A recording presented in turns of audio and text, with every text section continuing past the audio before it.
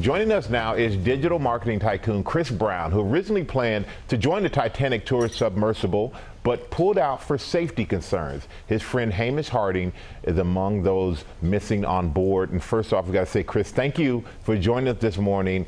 Our thoughts are with you, everyone on board, and their families as well. And I know you were close with Hamish. Can you please tell us about it? Yes, good morning. I think, first of all, the thoughts are really much more with the family and his close friends and families, not just Hamish, but the other 4 people that are down on the sub. All of our concentration needs to be on that right now. You know, we've got lives at risk. It's the news this morning about them picking up sounds is good and bad news. In an ideal world, we'd have seen that the sub had come up to the surface and was bobbing around just undetected.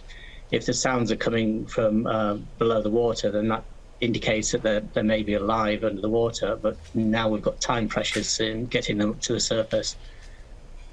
Yeah, you know, time is definitely of the essence. And you say you were one of the first people to sign up for this Titanic tour mission. What initially drew you to join?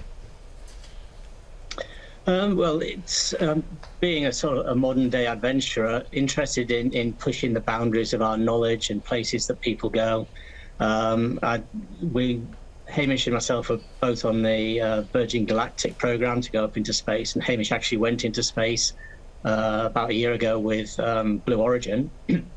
And the Titanic's obviously an iconic wreck. And the oceangate had put forward this program to go down and do a 3D scan of the wreck with the view to then being able to see how it's decaying so that the wreck could be preserved. And that's it. It's so the mission specialists, like Hamish going down there, would have the job of either scanning, or they could be in charge of the communications up to the surface, stuff like that. So it's a chance for an expedition, exploration, and adding a bit of science into the situation. And prior to signing up for the trip, what did you know about oceangate expeditions? Prior to myself signing up, very little. I was. It was one of these situations where a couple of guys who knew a lot more about the Titanic, and one guy was into shipping, was his business, brought it to my attention. I just thought, oh, that sounds like a great idea. And you said that safety issues ultimately led you to pull out of the trip. What were some of those safety concerns that you had? They did. I'm not really sure that this is the time to be going into that sort of thing. I think that the focus right now has to be on trying to rescue these people. It's not fair on the families and friends to be making speculation about what might have happened or how it happened at this point. We can definitely understand that. And do you feel any apprehension about joining similar projects in the future? Because as you said, you are a modern day adventurist. No.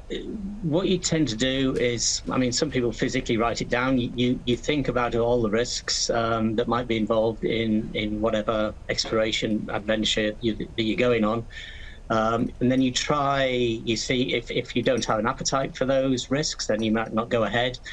You may try and mitigate those by bringing in some expertise from outside. You might have other risks or dangers that could be mitigated by changing the time of when you go out there. You know, I've very recently been out. I became the first person ever to get to the pole of inaccessibility in Africa. Very dangerous situation, but by choosing the right people to work with, timings, the equipment, we made it all work. So that's what you tend to do as an adventurer. What we tend as a group not to take into account very well is the effect on our friends and family.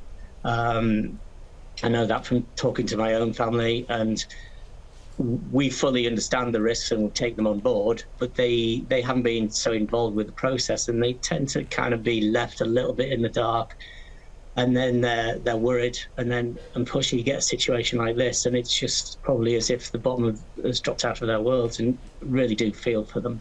Yeah, we do as well. A lot of worry on the part of those families, and as we said earlier, our thoughts are with those families and those on board. Chris Brown, thank you so much for your time this morning. Thank you. Welcome.